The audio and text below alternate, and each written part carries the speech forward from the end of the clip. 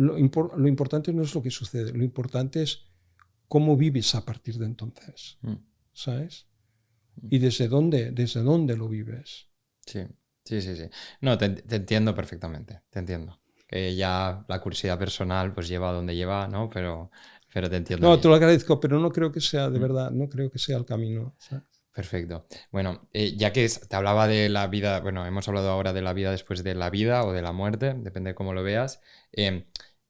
Sí que esa conexión me hace preguntarme sobre la reencarnación, si es un concepto en el que si tú crees o no, porque al final también tienes mucha influencia budista, ¿no? A nivel libros que te has leído, textos védicos, etcétera, etcétera.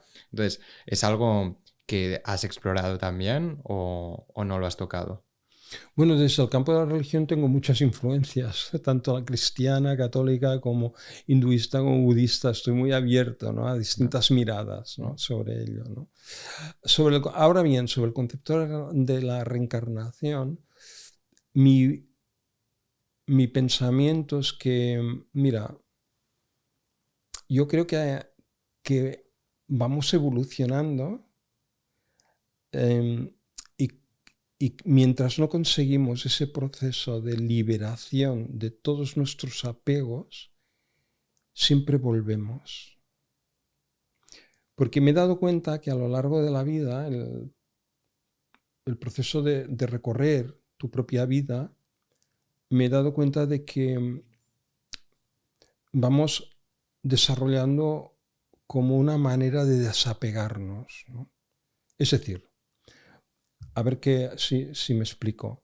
Cómo estar libre de tus propias palabras cuando lo dices, cómo estar libre de tus propias acciones, cómo estar libre de nuestras propias relaciones, ¿no? Cómo querer a tu pareja, ¿no?, y sin embargo no sentir apego por ello, ¿no? Cómo querer a tus hijos y no sentir apego por ellos, ¿no? Cómo querer a la vida y no estar apegada a ella, ¿no? Entonces es un proceso de liberación interno, ¿no? Entonces me he dado cuenta de que volvemos mientras no superamos esos apegos, porque hay unos enlaces, ¿no?, que te hacen reencarnarte de nuevo, ¿no? Si tú me preguntas, me parece lógico este proceso de volver para conseguir liberarnos de nuestros propios apegos, ¿no? Y es un proceso de madurez. A veces no lo consigues en una vida y necesitas N vidas, ¿no?, para hacerlo. No te estoy diciendo que crea en ello, te estoy diciendo que me planteo de que es un proceso Que tiene que me sentido. parece Sí, lógico, es ¿sabes? lógico.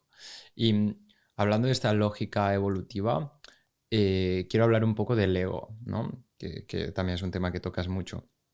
Entonces, si de alguna manera existe el ego y todo el mundo tenemos un ego, no es porque tiene sentido tenerlo y de alguna manera el liberarnos del ego es algo contra natura. O sea, quiero decir, te lo digo, te estoy poniendo un poco contra las cuerdas, obviamente, ¿no? Pero me entiendes, ¿no? El ego es un mecanismo evolutivo que todos nosotros tenemos y lo desarrollamos en una dirección o en otra dirección. Pero ¿por qué, sobre todo, el budismo lucha tanto en el camino este de liberación, ¿no? De disolución, ¿no? La palabra que se usa más, disolución del ego, si es algo que es tan intrínseco del ser humano. A ver, yo lo que he aprendido es que la naturaleza está estructurada por capas, ¿no? Hay capas muy superficiales y capas más profundas y todas tienen su razón de ser en cada dominio.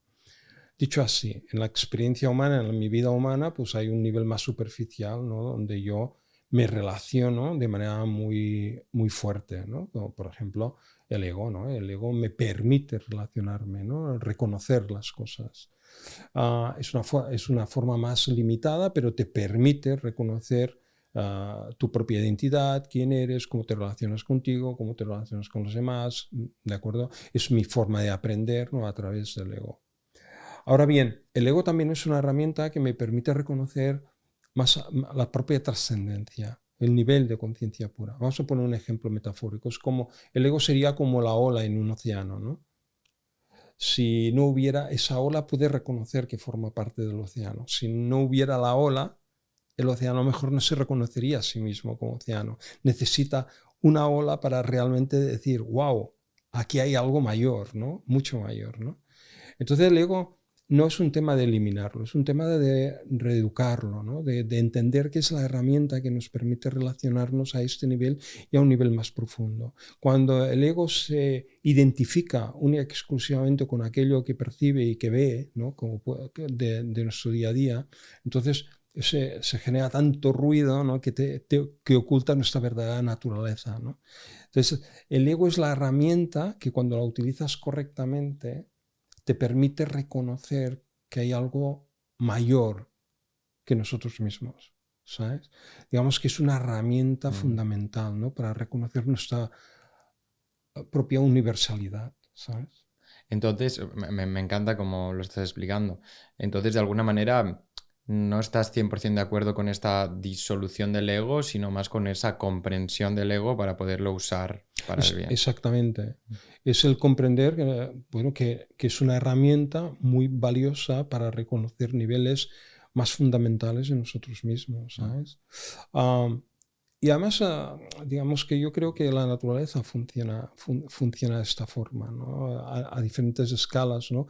Como la unidad se fragmenta en capas superiores y aparece todos los distintos, toda la materia, ¿no? Y todas las diferentes individualidades de este universo, ¿no? Planetas, estrellas, galaxias, plantas, animales, seres humanos, ¿no? Son modos de vibración de un campo más fundamental, ¿no? Entonces, el ego te permite reconocer, digamos, todos los valores de expresión de la naturaleza y te permite ir más allá de esos valores de expresión para conocer la unidad en el fondo de toda existencia, ¿no? Si no tuviéramos el ego, pues no lo podríamos reconocer. Claro, ¿Sabes? claro. Coescribiste un libro, ¿no? Llamado Ego y Supraconciencia con el doctor San Segarra. Junta estos dos temas, ¿no? Ego y supraconciencia, que es el tema principal que estamos hablando hoy. Digo, después de escribir este libro, ¿qué conclusiones sacaste o cuáles son, crees, los principales conocimientos que describes en este libro? Bueno, no es un libro que haya escrito yo, es un libro que ha escrito el doctor Manuel Sanz Segarra, en el que yo he participado como coautor. Digamos que esta pregunta sería muy interesante hacérsela a él, ¿no? Personalmente, ¿no? En mi caso, yo hice una contribución única y exclusivamente desde la parte de la meditación, ¿no? Como la meditación transforma nuestras vidas, ¿no? Cuando llamamos el ego a ese nivel, ¿no? de conciencia pura, el propio ego se disuelve o se expande reconociendo el potencial de la conciencia pura.